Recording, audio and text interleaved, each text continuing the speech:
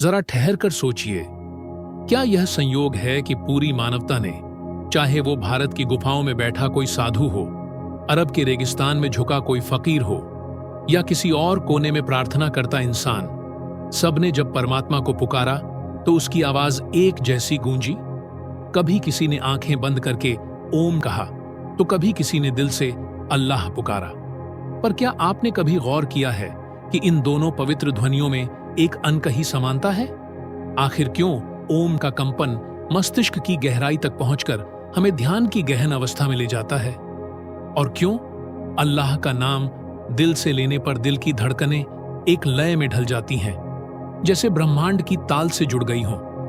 क्या यह सिर्फ धार्मिक विश्वास है या इसके पीछे कोई अदृश्य वैज्ञानिक रहस्य छिपा है? क्या सचमुच ये नाम अलग नहीं बल्कि उसी आदिम ध्वनि के रूप है जिससे यह पूरा ब्रह्मांड जन्मा था? क्योंकि अंत में चाहे कोई ओम कहे या अल्लाह, बचती है सिर्फ एक ही तरंग, एक ही श्वास का कंपन, जो हमें उस स्रोत तक पहुंचा देता है जहां से सब कुछ शुरू हुआ। तो आइए विज्ञान, न्यूरोसाइंस और अध्यात्म के संगम से समझते हैं उस रहस्य को जो हमें यह सत्य बताता है, ईश्वर एक है और उसकी ध्वनि पूरे ब्रह्मांड में गूंज रही है। कल्पना कीजिए, आप ब्रह्मांड के किसी कोने में खड़े हैं, चारों ओर सिर्फ अंधकार है और अचानक एक कंपन, एक ध्वनि गूंजती है जो सब कुछ जन्म देती है। विज्ञान भी मानता है कि पूरा ब्रह्मांड एक स्पंदन, एक वाइब्रेशन से बना है। आज की आधुनिक क्वांटम फिजिक्स कहती है कि हर कण लगातार कंपन कर रहा है, यानी हम सब, ये ग्रह, ये तारे, यहां तक कि आपके विचार भी ध्वनि की ऊर्जा है। अब सोचिए, जब हजारों साल पहले आर्षियों ने ध्यान में बैठकर पहली बार ओम का उच्चारण किया तो उन्होंने इसे सिर्फ एक शब्द नहीं बल्कि ब्रह्मांड की अनंत गूंज कहा। उनका कहना था कि ओम वो ध्वनि है जो सृजन की पहली तरंग थी। उपनिषदों में लिखा है, ओम इत्येतदक्षरम इदम सर्वम, यानी ओम में पूरा ब्रह्मांड समाया है। दूसरी ओर इस्लाम कहता है कि ईश्वर ने कहा, कुन फयकून, हो जा, और सब हो गया। इस वाक्य में कून यानी ध्वनि ही सृष्टि का बीज है। अल्लाह का नाम भी एक साधारण नाम नहीं है, ये एक ध्वनि का रहस्य है जिसे जब सच्चे मन से पुकारा जाता है तो दिल की धड़कन की लय बदल जाती है। सोचिए, जब आप कहते हैं अल्लाह तो अंत में बस हवा का कंपन बचता है। जब आप कहते हैं ओम तो भी अंत में बस मौन रह जाता है। ये मौन ही वो सेतु है जो हमें ईश्वर से जोड़ता है। अगर आप ध्यान से सुने तो यही वाइब्रेशन ओशन वेव्स में गूंजती है। समुद्र की लहरों का हम बिल्कुल ओम जैसा लगता है। एक बच्चे की पहली चीख भी प्राइमल वाइब्रेशन है, मानो जीवन की शुरुआत का पहला मंत्र। और हमारी हर सांस, इनहेल और एक्सहेल, यही तो यूनिवर्सल साउंड है जो हमें हर पल जीवन और ब्रह्मांड से जोड़ रही है। आज न्यूरोसाइंस भी कहती है कि ये सिर्फ आस्था नहीं बल्कि एक वैज्ञानिक प्रक्रिया है। जब ओम का जप किया जाता है तो मस्तिष्क की अल्फा और थीटा वेव्स बढ़ती हैं। इससे तनाव कम होता है, मन शांत होता है और इंसान गहरे ध्यान की अवस्था में पहुंचता है। ओम का जप शरीर के एनर्जी सेंटर्स या चक्रास को एक्टिवेट करता है, जो मॉडर्न न्यूरोसाइंस के अनुसार नर्वस सिस्टम को बैलेंस करता है। वहीं अल्लाह का जिक्र करने वाले सूफी संत कहते हैं कि ये नाम दिल की धड़कन को एक डिवाइन रिदम में लाता है। ईईजी स्कैन में ये बात साबित हो चुकी है कि अल्लाह का नाम जपने से मस्तिष्क की विद्युत गतिविधि बदलती है और इंसान को एक ऐसी शांति मिलती है जो किसी औषधि से भी नहीं मिल सकती।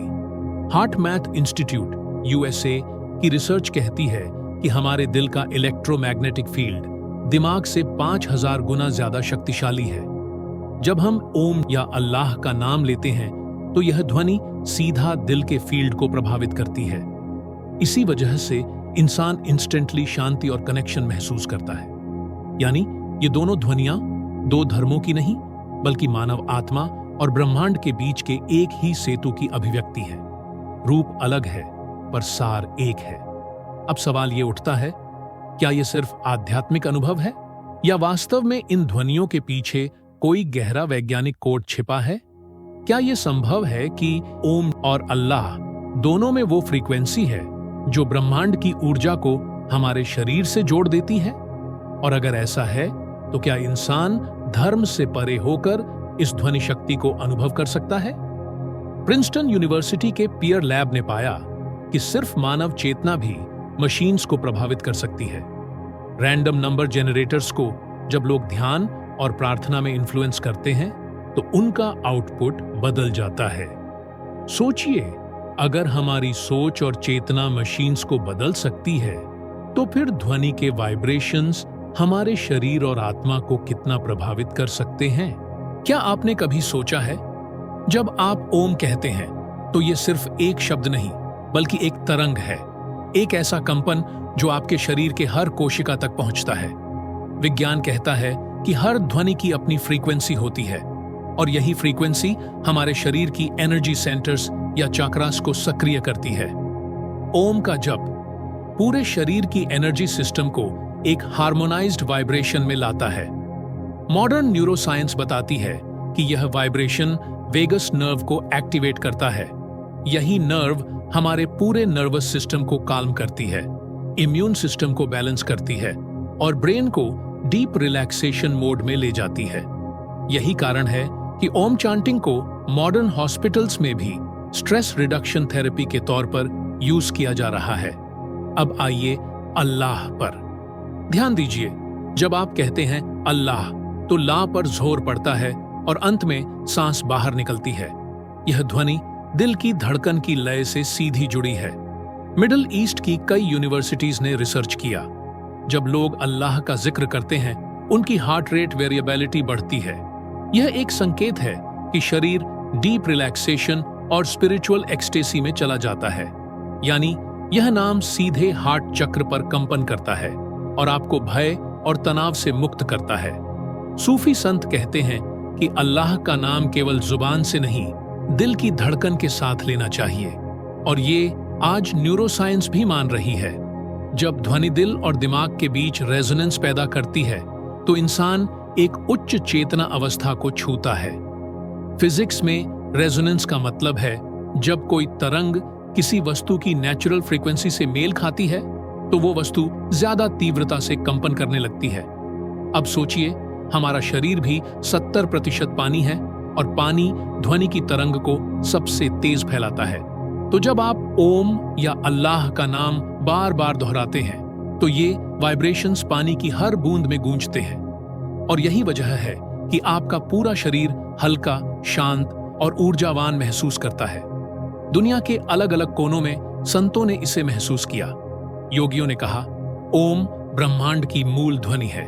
सूफी संतों ने कहा अल्लाह का नाम जिक्र ए खफी यानी मौन स्मरण में भी गूंजता है। दोनों का लक्ष्य एक ही है, आत्मा को ब्रह्मांड की ऊर्जा के साथ जोड़ना। क्या यह संभव है कि हजारों साल पहले बिना किसी आधुनिक तकनीक के इन महापुरुषों ने उस कॉस्मिक वाइब्रेशन को सुन लिया था जिसे आज विज्ञान शूमैन रेजोनेंस कहता है, वो प्राकृतिक तरंग जो पूरे ग्रह में गूंजती है। शायद इसी वजह से हर परंपरा ने कहा अगर आप प्रकृति को ध्यान से सुने तो उसमें ईश्वर की आवाज गूंजती है। समुद्र, हवा, दिल की धड़कन और यहां तक कि सितारों की हल्की तरंगें सब एक ही कॉस्मिक सिम्फनी का हिस्सा हैं और शायद यही वो फ्रीक्वेंसी है जिससे ईश्वर तक पहुंचने का मार्ग खुलता है। कल्पना कीजिए, आप रात के अंधेरे में खुले आसमान के नीचे खड़े हैं, चारों ओर नीरवता है, आपको लगता है सब शांत है, लेकिन वैज्ञानिक कहते हैं ब्रह्मांड कभी शांत नहीं है। पूरी धरती, पूरा आकाश, हर तारा, हर ग्रह लगातार एक ध्वनि उत्पन्न कर रहे हैं। यह ध्वनि इतनी गहरी, इतनी धीमी है कि हमारे कान इसे नहीं सुन सकते, लेकिन वैज्ञानिक उपकरणों से मापा जा सकता है। इसे कहा जाता है शुमान रेजोनेंस। नासा के वैज्ञानिकों ने भी खोजा है कि पूरा ब्रह्मांड एक बैकग्राउंड वाइब्रेशन पर हमिंग कर रहा है। यह कॉस्मिक हम इतना सटल है कि हमारे कान नहीं सुन सकते, लेकिन सेंसिटिव इंस्ट्रूमेंट्स इसे डिटेक्ट करते हैं। यही वो कॉस्मिक साउंड है जिससे आर्शियों ने ओम और सूफियों ने अल्लाह को जोड़ा। पृथ्वी और आकाश के बीच गूंजती प्राकृतिक तरंग जिसकी औसत आवृत्ति है 7.83 हर्ट्ज। नासा और वैज्ञानिकों ने पाया कि यह रेजोनेंस केवल पृथ्वी तक सीमित नहीं है। पूरे ब्रह्मांड में हर ग्रह, हर तारा अपनी नेचुरल फ्रीक्वेंसी पर कंपन कर रहा है। यानी यह संसार एक संगीत मंडली की तरह है जहां हर अस्तित्व अपनी ध्वनि बजा रहा है। और आश्चर्य की बात यह है कि मानव मस्तिष्क की थीटा वेव, जो ध्यान और गहरी शांति में उत्पन्न होती है, भी लगभग 7 से 8 हर्ट्ज की ही होती है। यानी जब हम गहरे ध्यान में जाते हैं तो हमारा मस्तिष्क ब्रह्मांड की मूल तरंग से जुड़ जाता है। अब सोचिए, ओम का जप हो या अल्लाह का नाम, दोनों का उद्देश्य यही है, हमारी आंतरिक तरंग को ब्रह्मांडीय रेजोनेंस के साथ मिला देना। वेदांत के ऋषियों ने कहा, ओम ही ब्रह्म है। इसका अर्थ है यह ध्वनि सृष्टि की पहली गूंज है।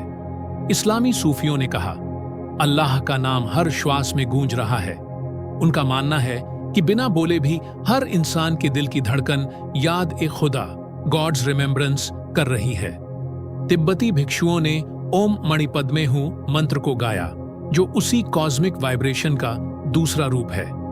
ईसाई संतों ने भी ध्यान में ओमेन कहा, जो ओम का ही रूप है।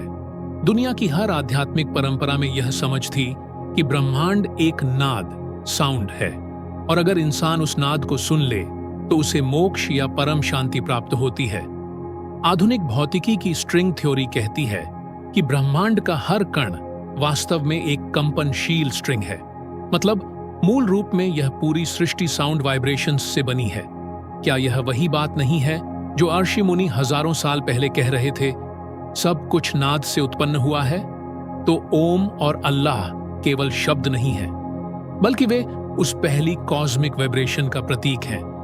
जब हम इन्हें बार बार जपते हैं तो हमारा मस्तिष्क और हृदय उसी वाइब्रेशन से जुड़ने लगता है और हम ब्रह्मांड के संगीत का हिस्सा बन जाते हैं।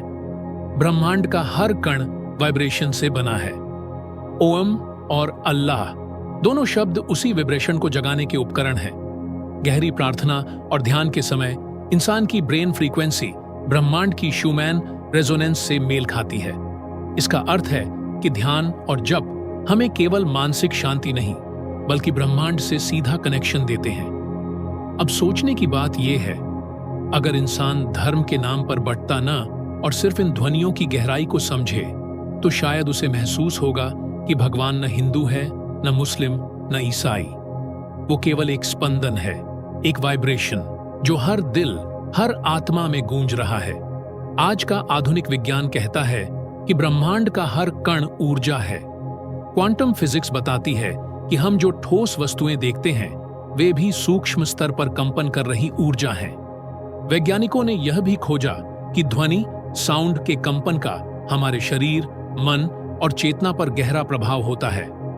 जब कोई ध्वनि बार बार एक विशेष आवृत्ति, फ्रीक्वेंसी पर बोली जाती है, तो वह हमारे मस्तिष्क के न्यूरॉन्स को प्रभावित करती है और ऊर्जा के प्रवाह को संतुलित करती है। अब सोचिए, जब ओम का उच्चारण करते हैं तो यह एक गहरी और लंबी ध्वनि पैदा करता है। ओ ओ ओ एम।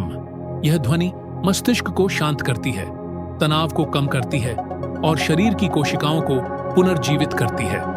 वैज्ञानिकों ने MRI मशीनों में देखा कि ओम जप करने से दिमाग का अमीगडाला, दिमाग का वो हिस्सा जहां डर और तनाव पैदा होता है, शांत हो जाता है। इसके विपरीत जब कोई अल्लाह के नाम को दिल से पुकारता है, अल्लाहु अकबर, तो यह भी एक कंपन पैदा करता है। यह कंपन हृदय की धड़कन को संतुलित करता है और व्यक्ति को ईश्वर के साथ जुड़ने का अनुभव कराता है। अध्यात्म कहता है कि ये दोनों शब्द किसी संप्रदाय की सीमाओं में बंधे नहीं हैं। ये ध्वनियां ब्रह्मांड की उस ऊर्जा का प्रतिनिधित्व करती हैं जिसे हमने विभिन्न नामों से पुकारा है। ओम वह प्रथम नाद है, आदिनाद। यह ध्वनि तब भी थी जब ब्रह्मांड का जन्म नहीं हुआ था, और अल्लाह का अर्थ है वही एकमात्र शक्ति जो हर जगह है, हर क्षण है। आज न्यूरोसाइंस कहती है कि मस्तिष्क को किसी भी उच्च आवृत्ति वाली ध्वनि से अल्फा वेव्स और थीटा वेव्स की स्थिति में लाया जा सकता है। यही स्थिति ध्यान, मेडिटेशन की गहराई में जाने की पहली सीढ़ी है। जब आप ध्यान में ओम का उच्चारण करते हैं या दिल से अल्लाह को पुकारते हैं, तो आपका मस्तिष्क उसी स्थिति में पहुंचता है। यह वह क्षण है जब आप ब्रह्मांडीय ऊर्जा के साथ जुड़ जाते हैं। महान योगियों और सूफी संतों का अनुभव भी यही कहता है। योगी कहते हैं कि मन को शांत करने का सबसे शक्तिशाली साधन है ओम का जप। वहीं सूफी संत कहते हैं कि जिक्र यानी अल्लाह का नाम दिल से बार बार लेना इंसान को ईश्वर के साथ मिला देता है। असल में ये दोनों मार्ग एक ही मंजिल की तरफ ले जाते हैं। ओम उस ब्रह्मांडीय शक्ति का प्रतीक है जो सब में व्याप्त है, और अल्लाह उसी एक शक्ति का नाम है जिसे मुसलमान अपने दिल से पुकारते हैं। क्या आपको यह महसूस नहीं होता कि जैसे दो अलग अलग रास्ते एक ही पर्वत की चोटी पर जाकर मिलते हैं? यही कारण है कि जब कोई साधक ओम का जप करता है तो उसकी चेतना ऊंचाई पर पहुंचती है, और जब कोई सच्चा मोमिन अल्लाह को याद करता है तो उसका दिल भी उसी शक्ति में डूब जाता है। तो अब सोचिए, क्या धर्म का असली मकसद हमें बांटना है या हमें एक करना है?